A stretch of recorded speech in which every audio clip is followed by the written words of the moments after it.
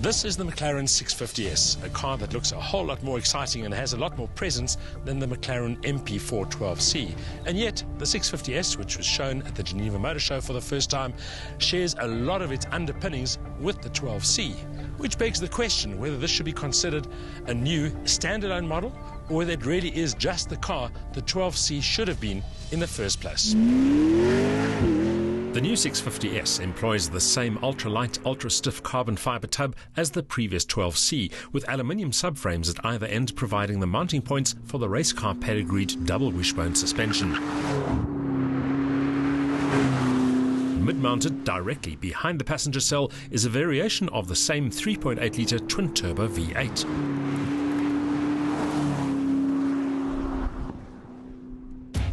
But the 650S looks so much more convincing in supercar terms. It oozes muscle and aggression in a way that makes the 12C look rather tame. If the 650S looks vaguely familiar, it's because it shares some of its styling traits with the groundbreaking and very aggressive P1 hypercar. And yet, by the same token, you can still also recognize some of the proportions of the 12C under this car's skin.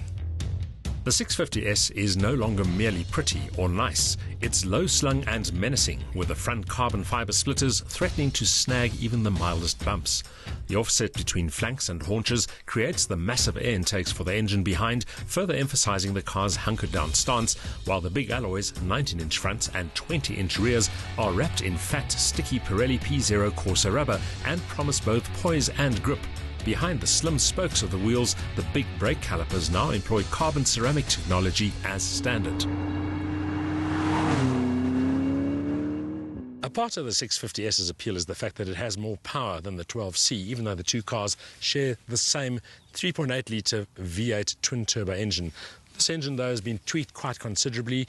The upshot of that is a maximum power output of 478 kilowatt, matched to a torque peak of 678 newton meters. Now, considering that this car weighs only 1,330 kilograms, the power-to-weight ratio of 359 kilowatt per ton is pretty impressive. Like the 12C, the gearbox is a 7-speed dual-clutch transmission, allowing rapid and seamless cog swaps, but the 650S benefits from improved calibration, resulting in quicker and smoother shifts. If you've sat in a McLaren MP412C, you'll instantly recognize the cockpit and the layout of the 650S because they are very similar. And yet, there's a sense of occasion in this car, maybe because there's so much Alcantara, so much carbon fibre, and of course, because the ergonomics and the driving position are equally good. The cockpit exudes a bespoke and racy aura, with all the controls and instruments within easy reach. Of specific note is the active button, which glows an angry orange when pressed and allows access to the McLaren's variable suspension and drivetrain modes. The three modes, normal, sport and track, can be independently selected for drivetrain and suspension, allowing the driver to find the most suitable combination of damping and performance. Regardless of setting, the active damping is noticeably stiffer in the 650S than the 12C, but without losing vital compliancy, while the drivetrain demands to be sampled in sport mode at the very least.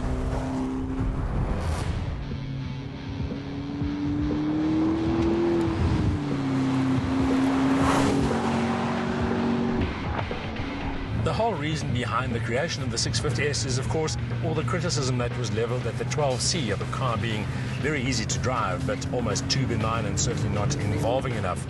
In the 650S, the marriage between a chassis that's tuned for more response and the additional power means that this has become a real driver's car, and it does feel that way all the time.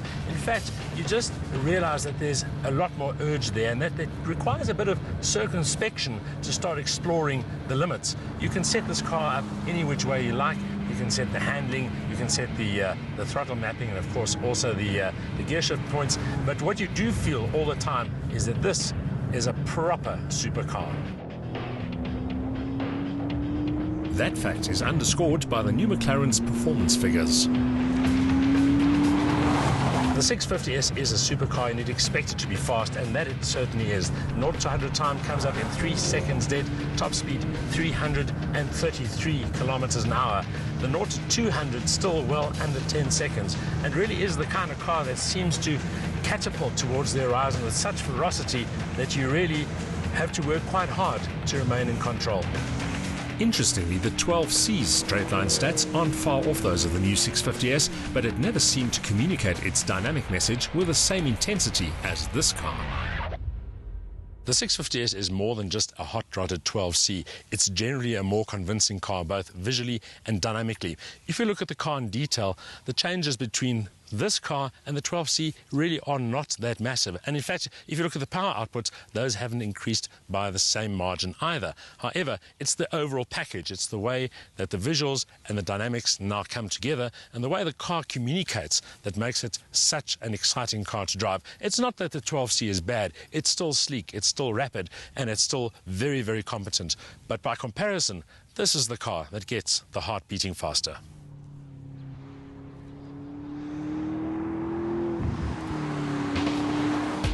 More power, more torque, and a far more engaging chassis ensure that the 650S convinces on every level. It's also very, very quick.